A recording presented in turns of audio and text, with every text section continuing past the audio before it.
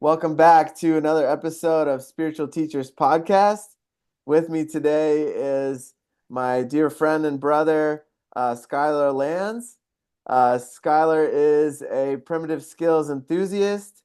He lives full-time off-grid. Skyler was born on the Blackfeet Reservation in Montana. He's 35% Native American and was raised in the North American indigenous ways. It's such an honor to have you on today. Thank you so much for joining, Skyler. Thank you, Peter. It's a pleasure being on here.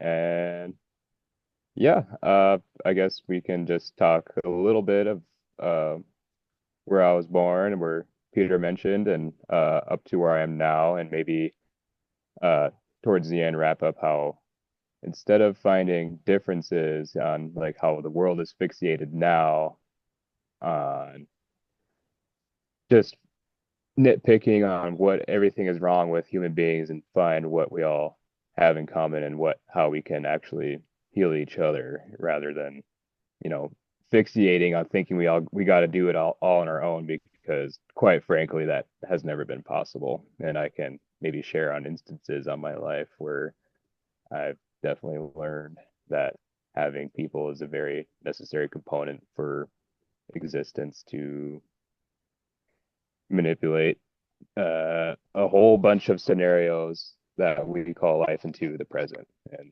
how we how we kind of have to pick up the pieces of what the remnants are left and all what's good in us all and uh, learn from things that don't work like slavery, racism, uh, genocide, and colonialism, and accepting even our colonist ancestors of what they did because they have 2,000 years of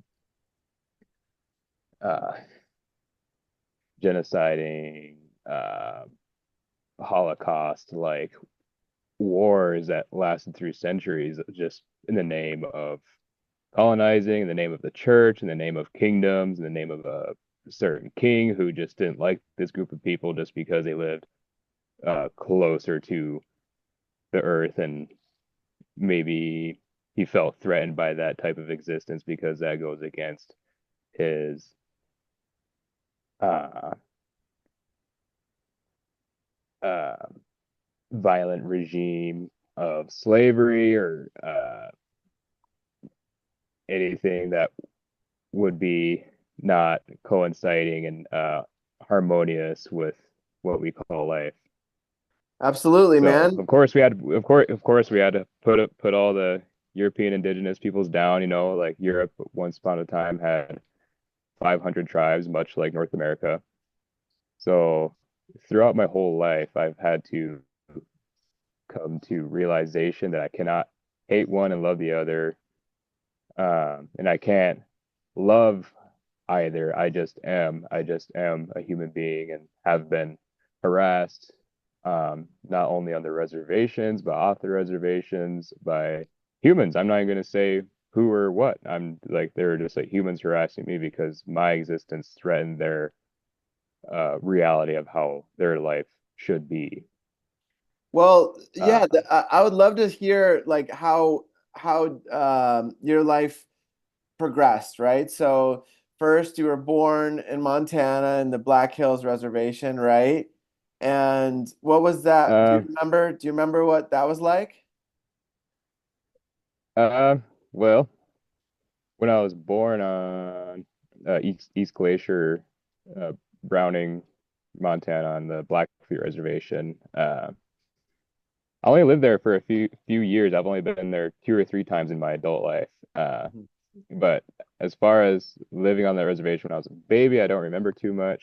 But we moved to the Rosebud Lakota Reservation in South Dakota, which is the eastern uh, neighbor to Pine Ridge Reservation, which we moved to after we lived a number of years on the Dene Reservation on Four Corners in Arizona. Uh, as far as living on those reservations, I do remember a little bit of Rosebud. I was still like, I don't know, a baby. So obviously I'm not going to remember too much, but I really, viscerally do remember living and existing in Arizona, and I really did enjoy living there. But also having to go to school, like or public school that is, for kindergarten, first grade, and second grade. Uh, there was some tension just because I was from a different tribe or I was white appearing, you know. Hmm. I don't know what it was, but school was definitely rugged. But out of school, I really did enjoy the culture, the people, the food, the environment, the landscape, everything about it. I truly enjoyed, and in fact, I really do miss that part of the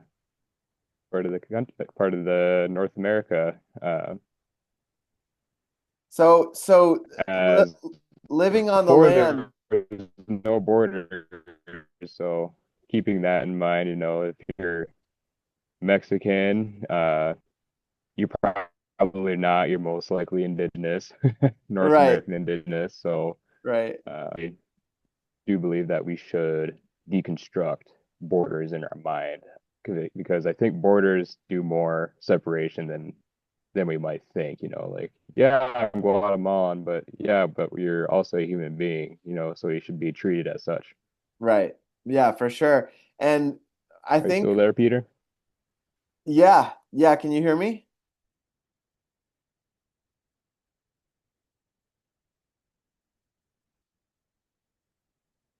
Can you hear me okay? Yeah. Okay. Where did it cut out? Oh no, it kept going. You were saying if you're in Guatemala, you're still a human being. You're still, if you're in Mexico, you're Yeah, yeah, you potentially, should be. Yeah, like yeah, it doesn't matter which nation you're from. Like I think borders, it's just like nations have borders just because of political agenda. I believe before we had regions, but we didn't have borders. Mhm.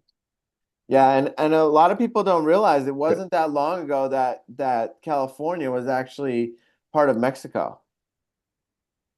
Right. And I mean, Washington was part of the Oregon Northwest Territory. And Right, now it's called Washington and Oregon or Idaho. It's right, like so right, ridiculous.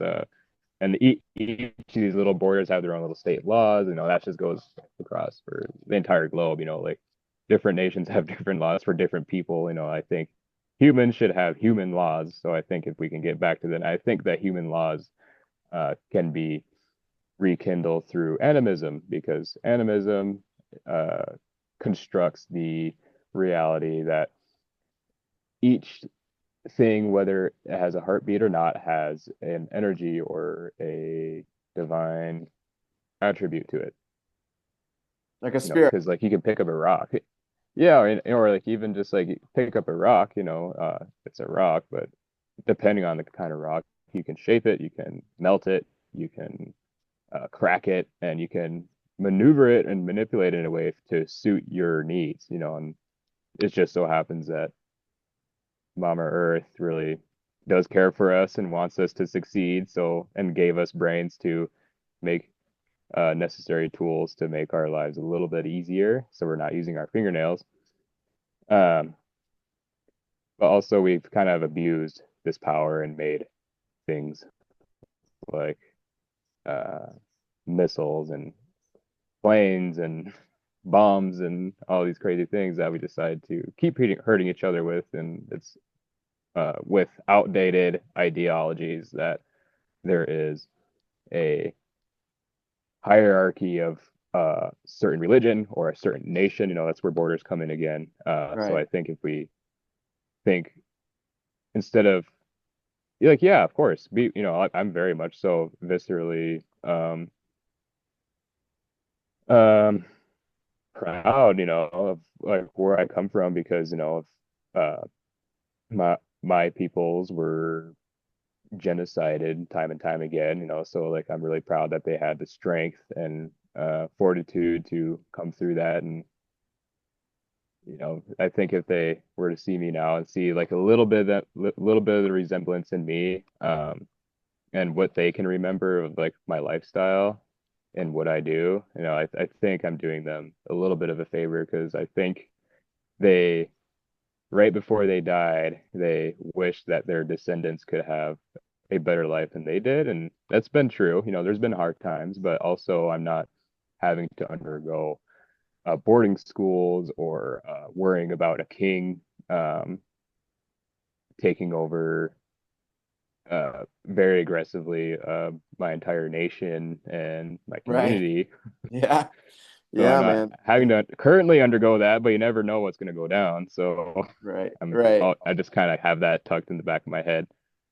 Yeah. Yeah, man. And so growing up on the res, when did you start getting into primitive skills? Well, let's see. I actually, well, hmm,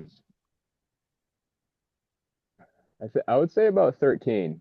I mean, well, ever since I was like a toddler, like I remember being on a horse when I was 5 years old. I had a bow and arrows with, like a knife, like a little what is it? A little Schrade, little pocket knife, Hmm.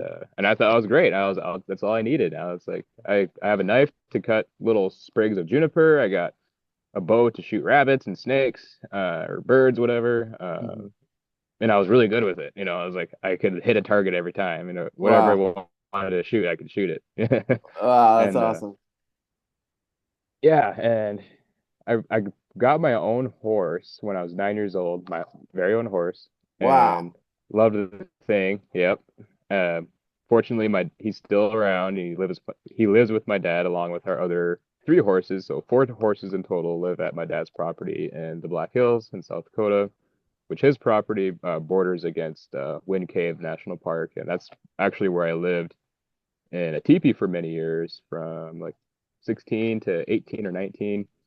Oh, wow. And then at the time before that, I lived in a teepee on and off by choice.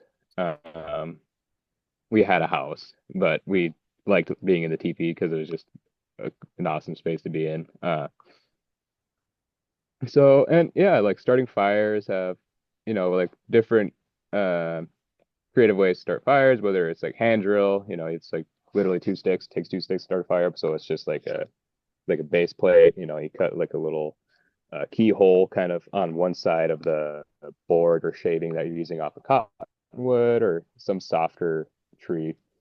And then you would, for like the dowel or like the drill that you use to make a fire, you would probably would want a harder wood Hmm. because you're applying a lot of pressure. But like harder meets softer, like there's a good friction there, and just work it, and takes a little patience, takes a little elbow grease, and takes many times of failing, but you can get it. But practicing that, you keep. So yeah, there's kind of like primitive skills there, and my dad I and heard that that's my one of the older hardest brother ways were. to start fire. I could see that. It definitely makes calluses like none other. Right. Right.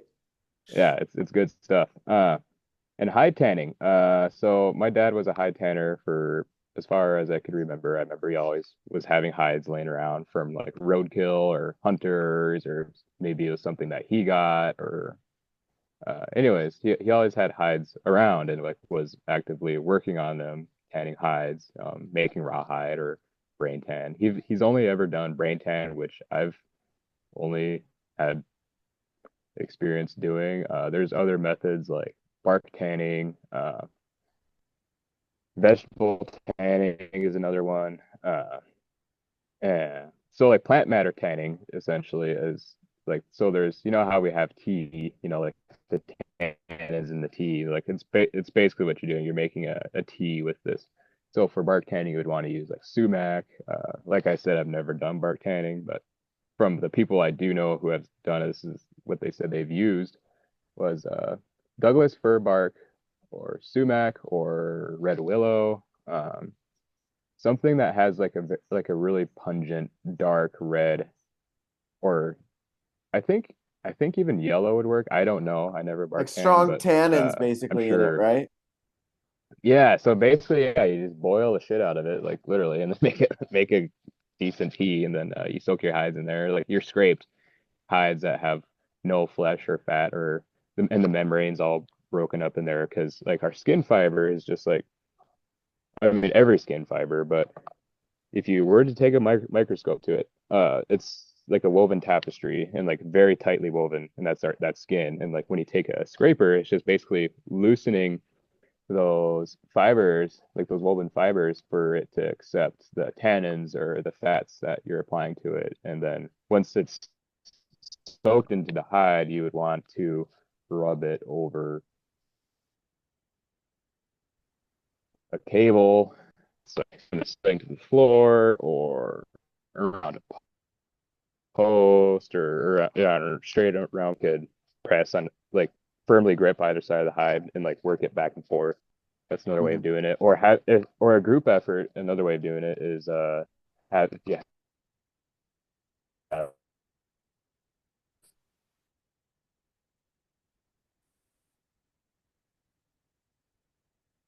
We lost you there for a second. Can you hear me? The size of your hide, but at least 5 people to or the hide and like work. Can you hear me? Yeah. Okay. Yeah, so I was the last thing we heard was that you could use several people to uh, stretch out the hide over a pole or over a table, something to break up those fibers. And so Yep. And just for listeners that don't know, a brain tan is you actually rub the brain of the animal on the skin, right? Like on the hide after a yep. little bit of processing, right? Like removal Uh of this fur. and yep. And just a fair warning, for brain tanning, this is what I was told, but you might want to avoid using cow brains for the reason of mad cow disease and because it has a potential of getting under your fingernails. But I think if you just wear gloves, that's an easy way to get around it. Right. But if you want to do it like straight up, like all primitive, no gloves, you probably would want to use it. So say if you get a goat or a pig, uh, pig brain is actually really great because it's super fatty. Hmm. For this is that's actually what we used for the longest time. Well, at least in my family, for tanning our hides because it's super fatty. You only need 4 pounds of it, I think, 3 to 4 pounds depending on the size of hide. Okay. So like for obviously for an elk or a buffalo, you'd need more than the Yeah, deer. probably for a buffalo you might want. So it's, yeah, so say for a deer, like 3 to 4 pounds, and for a buffalo or elk, especially a buffalo, since it is such a thick hide, you probably would want at least 8 to 12, Pounds and that's of even pig kind of brain. cutting it. Yeah, see, like I would even go like 15 to 16 because it Mhm. is so big and Yeah. so thick. Yeah, it's Have you ever done a buffalo hide? I have I've done one or two. Beautiful. Beautiful. Yeah, So there's just for people that don't that are new to this, uh the hides can be used to make leather jackets, moccasins, which are like a type of shoes. They can be made to make for drones. lodges, Yeah, for bed rolls, for saddles, for thicker leathers that you might would want for a saddle, like say the cinch or the reins for your horse, rope, uh, rawhide is a really awesome material. It's actually what I use a lot of times to wrap my tools with. So say like my axe heads especially. So like right under the axe head, like I'll have like a wrapping underneath, like extending out or like wrapping around the handle like 6 to 8 inches underneath the oh, cool. and So it I'll keeps use it a yeah hard and yeah easy so to it's like grip. so it's like a cast around the handle essentially and like that so say if you miss or like, or if you don't or if axe head gets embedded into whatever you're splitting, it's not gonna like hit the wood and potentially I mean it's gonna hit it but it's not like the integrity of the wood handles will last longer. It's protecting it basically. Yeah, yeah, it's a really hard, durable cast, and you would get the rawhide wet and use hide glue. Cool. or you can even use a pine pitch. Okay. And But that's more of the pine pitch is traditional really way, right? messy though. Okay. And Yeah. how do you make pine pitch? Well, it's boiled down pine sap. Okay. And it turns Yeah, black, it's just right? rendered. Yeah. Yeah. Okay. And that's the traditional way. Or sometimes a gray even. It's kind of weird, Okay. but depending on the pine. But yeah, it usually turns black. A- And that's kind of the traditional way to that was used almost like a glue, right? Yep. And totally non-toxic, so it's not tested on animals. Right, No, right, I'm just kidding. Uh no, it's totally friendly. It's just, there's no like things that we can't read in there, like these are materials that we have access to. It just takes a little bit of effort to get it, but it's a few more steps than working however long to go to the store to buy it. right, right. And it's So natural and yeah, it's not gonna seep into your skin like a super glue or anything like that, you know? no, and if yeah, it does get in your skin, you just simply take some dirt and rub it onto the sticky area, and it'll bead up, and or like like it'll like the tar or the pitch will turn into little dirt beads, and then you just wash it in some water. So dirt and water gets it off. That's so beautiful because using what nature gives us is so important because especially, you know, Right, and especially when it's locally sourced, like if yeah, I'm just thinking like I just see like look at all these trees here. yeah, We have no shortage ridiculous of me to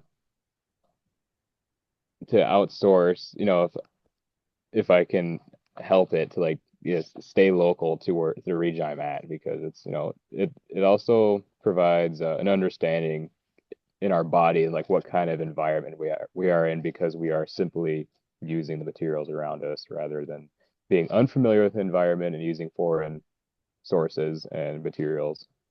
for sure. For sure. Um, So then so just for the listeners, you have a lineage as well in like the Norse, like Viking kind of background, right? uh, uh, yeah, so just real quick, is actually a profound. So you'd be going Viking, or you'd be like you would be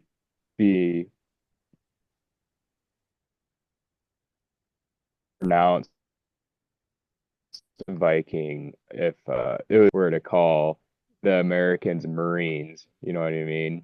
Like, yeah, like there's a whole country is made of Marines. Like no, like there's the nation of United States of America. We're Americans, so to say. Uh, Okay. Okay, you broke up a little bit there, but so yeah, yeah, basically you were saying that Vikings was like something that was given to people that were more the warriors, right? yeah. So it was like more of a warrior class. So, but like the warriors that so Viking basically means to venture somewhere by sea and Okay. do raids and trades and what have you. Right. So it's more of like a profession, or like a different type, because like there's the Marines, right? Like there's the grunt soldiers, and then like there's the home side soldiers, like they're still Marines, but they're not like out there on active duty. Hmm. Right. So I guess the uh, real word for the Vikings, if you're not referring to the militaristic profession, would be the Norse Hmm. peoples, and the Norse peoples are actually descended from the Germanics, or like the different Germanic tribes that existed during or prior and during the Roman occupation of Europe, Hmm. and have slowly been decimated through the church, through the empire, and through neighboring kingdoms who were adopting more civilized ways of life and turning away from animism. Uh, Right. so if we want to talk about just shortly about the pantheons in Europe, and say in India too, like I don't I wouldn't know like the equivalent to say Thor and Hercules, but they're essentially the same thing, but they're just called different things. We go to Africa, I don't know what they're under. I'm sure it has very similar qualities to that of Thor, to that of Hercules, or the Thunder Beings to the Lakota people. Hmm. So essentially, what I'm trying to say is, I think in a way, we all sort of kind of believed in the same thing. We just called it different things. Right. Like there's different attributes of the different gods or deities, whatever you want to say. I Hmm. prefer deity. Uh, like I don't really know too much about the Greek pantheon, but I just know that they're very similar. They're both the ominous thunder and lightning, and they're attributed to that, and like in their functions in society, like they have similar uh like maybe rituals or ceremonies, especially in the old days before the church is, like if we can go back far enough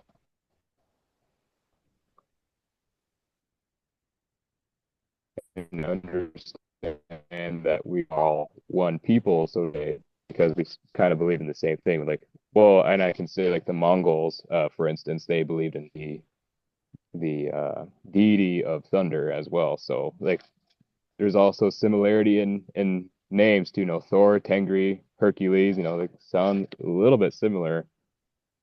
And Yeah. to the Saxons, they called Thor Dundras, where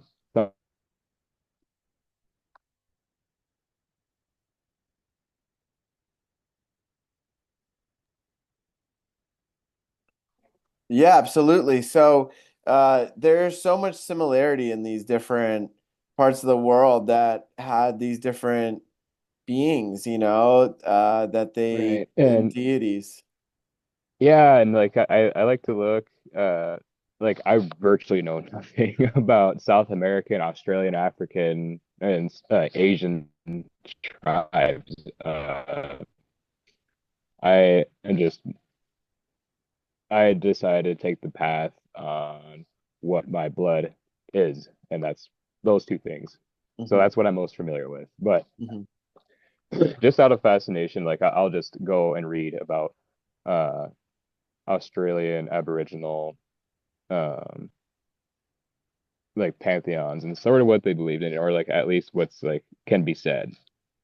And I'm like, wow, it's like actually very similar to what the maybe some plains tribes would have believed in, or Yeah, like it's sort of practiced, like, and like they have like this whole cave and somewhere in Australia that like depicts like the god of thunder, because living in Australia, it's like boiling hot, and any amount of thunder would have been sacred.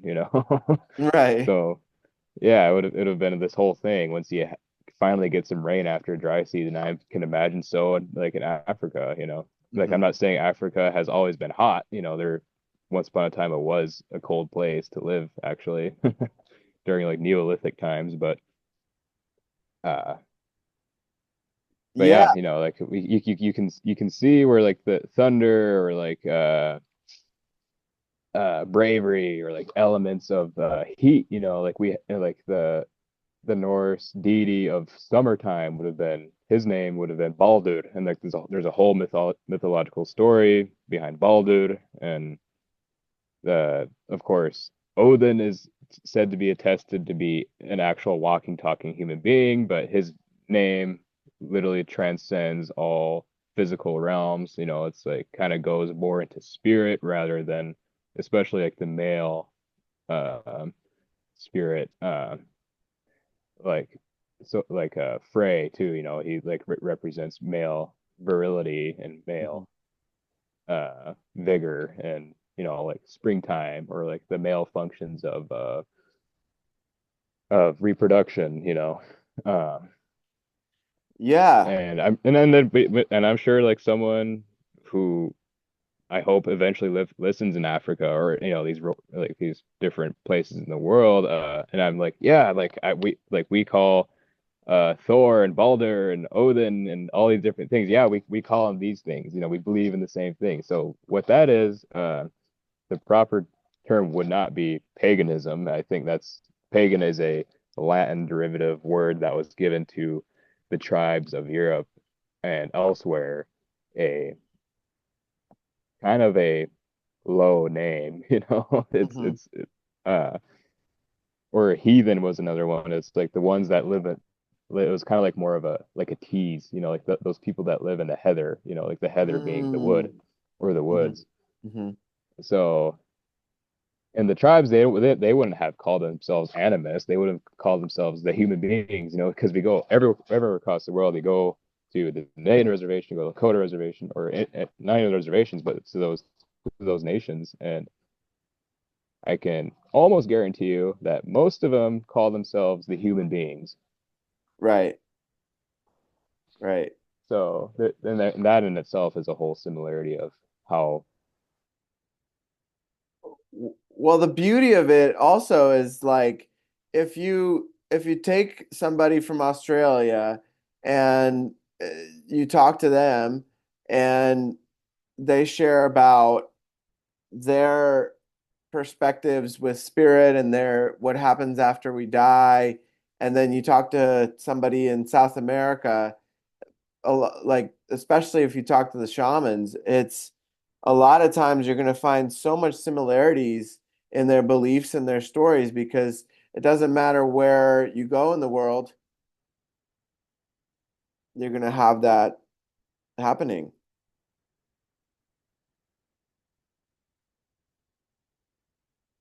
Can you hear me, Skyler?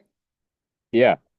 So I was just saying that if you talk to a shaman in Australia and you talk to a shaman in South America or in Siberia, anywhere in the world, uh, they go into the spirit realm, they're gonna have very similar experiences and stories about, what happens when we die and the deities that they interact with Hmm. and the Right. spirits that they commune with, it's like it And one cool thing, I'll go ahead.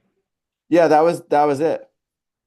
Okay. Yeah. And another common ground that we all share is the understanding. I don't want to say beliefs because this exceeds beliefs.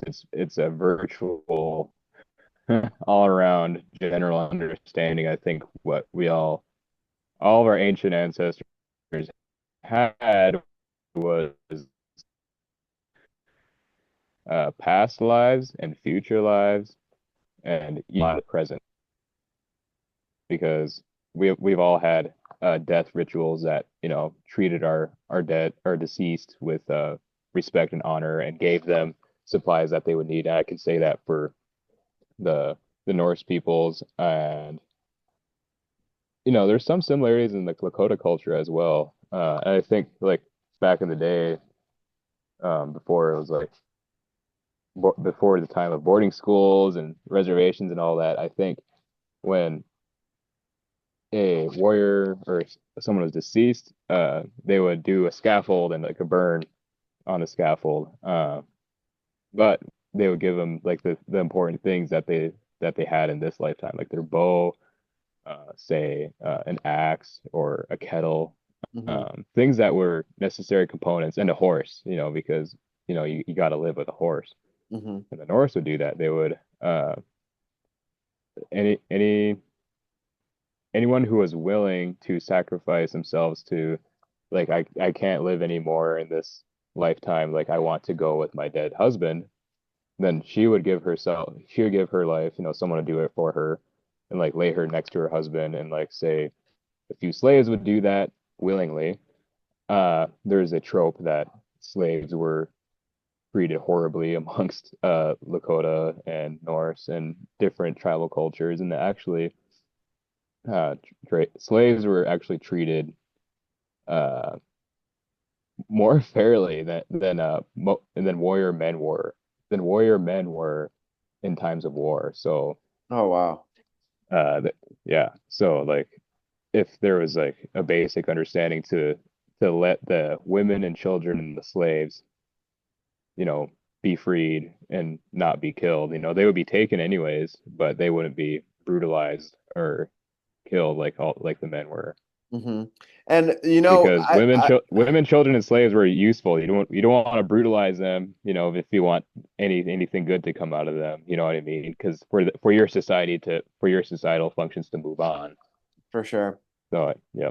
One thing I recently learned from one of my teachers that was that uh, there was, during the what's the name of that march? The it's something like March of the Tears.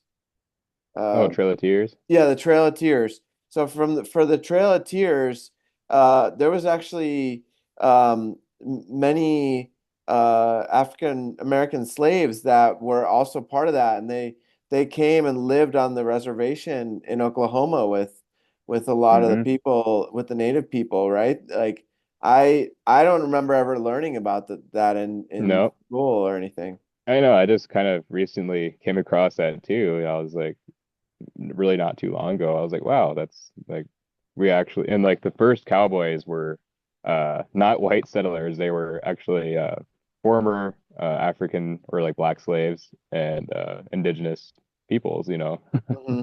which Hmm. is really interesting. And I'm like, wow, like media likes to push that. It's like, oh, it's the white guy, it's the settler, the rancher dude that has all the Right. cows and doing the cowboy shit, but it's actually like natives and blacks doing that, which is like I like that story way better. Yeah. Yeah. Makes way more sense, I think. Yeah, and it's really interesting because uh my teacher, he's African American and he has lineage to those slaves that came into Oklahoma, and now he pours Native American Lakota sweat lodge, Oh and wow. he's been a sun dancer for 30 years, and it's really interesting to learn from him. Yeah, that's cool. And so, Wow. for those that don't know, can you speak a little bit on what Sweat Lodge is? Okay. Yeah, Sweat Lodge is essentially, well, I can speak shortly on the structure of it. So it's a dome shaped sh shelter, so to say, with then the bracers or like the ribs in there are made with saplings. So that would have been most likely white willow and or red willow because willow actually has the well, aspirin derives from the components that are found in willow. So when you take painkiller, that's like that has a little bit of willow uh, compounds in there to help relieve pain, and that's really awesome to think about. And traditionally, the shelters would have been constructed with that. I mean, they still are. I think the most traditional sweats still are. But they would have been covered with buffalo hides or elk or Hmm. bigger game because it's kind of a structure that needs to fit, you know, usually 10 to 12 people in of what I think the most amount of people I was in the sweat with was probably 15 people, and that was very tight.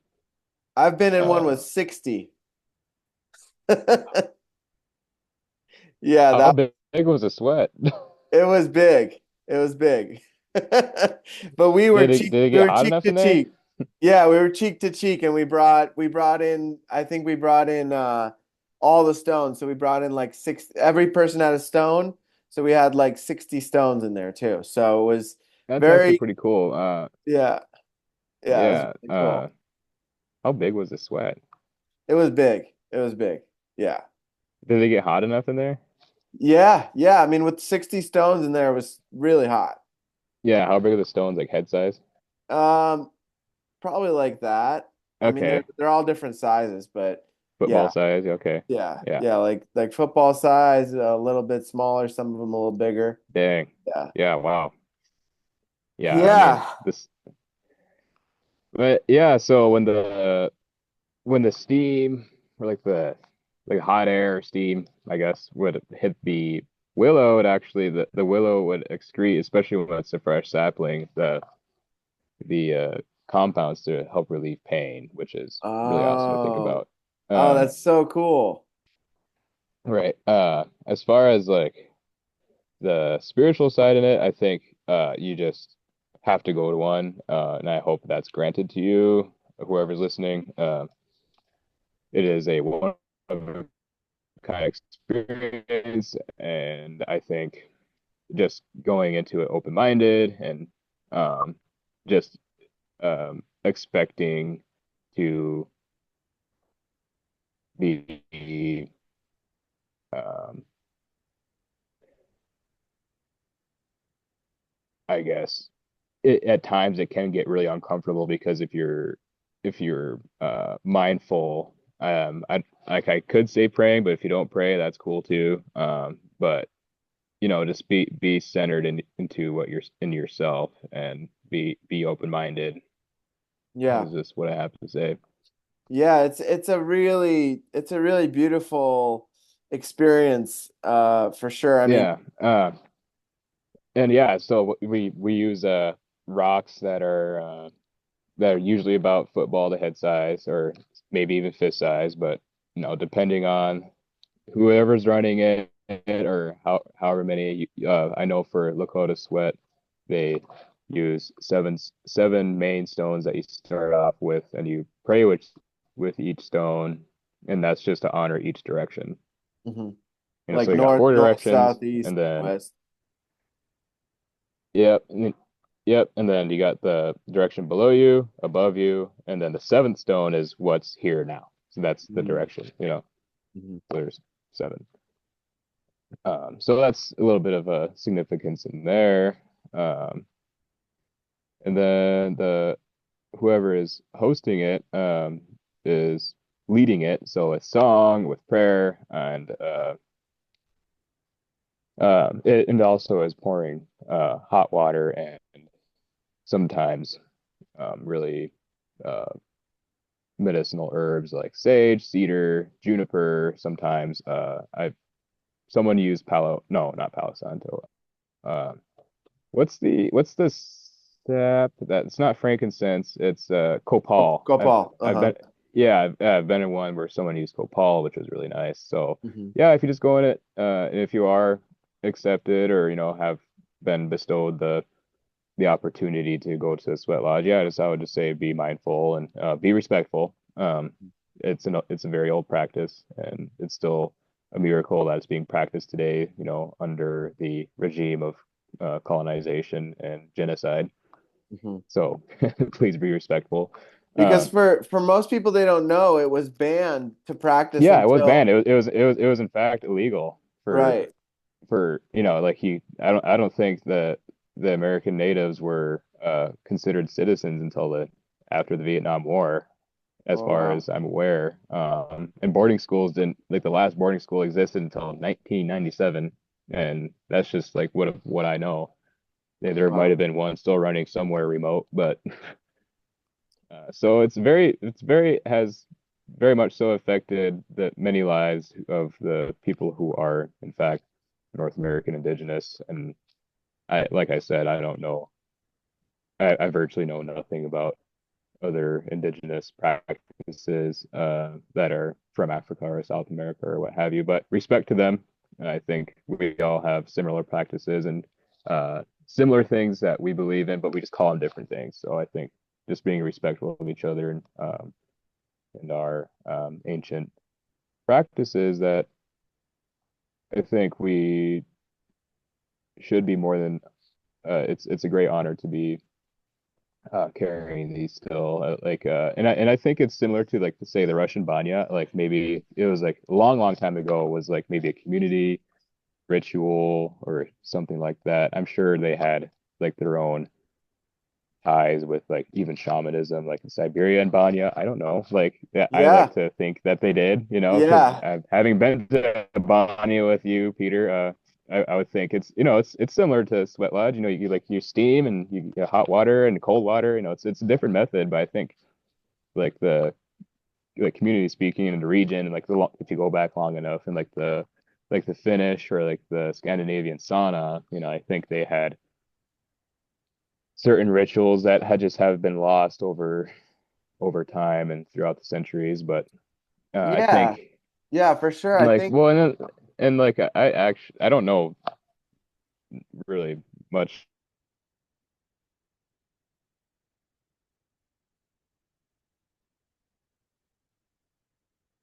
saunas. Like I have a friend here who went to one, but it's similar, but instead of with hide or canvas, and they use dome rather than hide, but or uh, we we sticks we or lost you there for a like pine second, boughs. Skylar.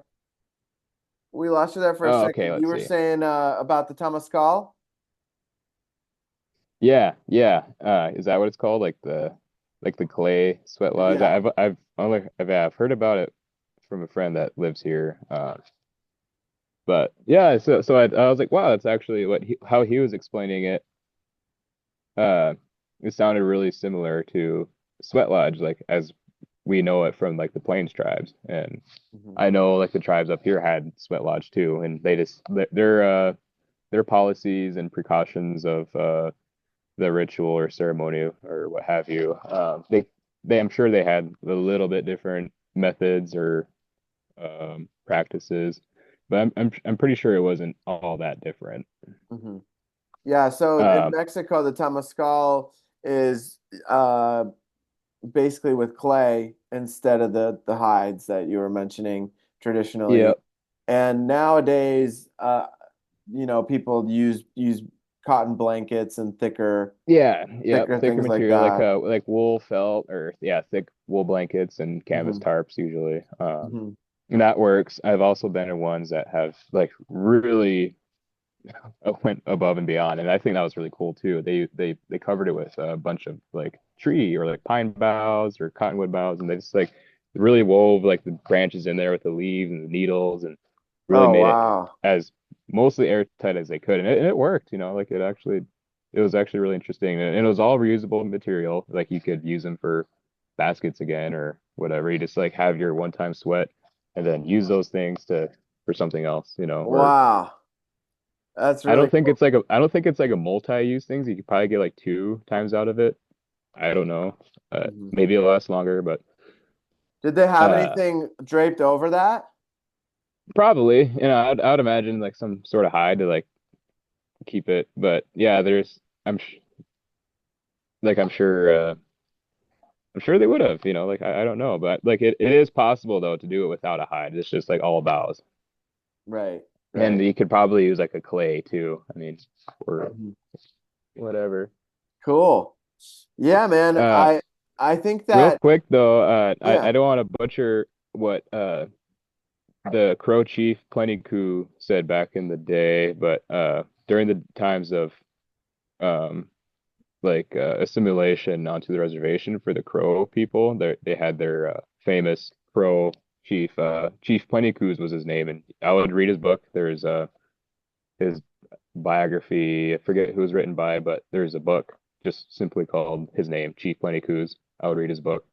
But what he said to about Sweat Lodge is, yeah, we've lost most of our things, like we've lost our capability to go far and wide on horses, live in teepees and follow buffalo or, um, that whole lifestyle is like as we known them to have, like, but they said just to stay close to Sweat Lodge.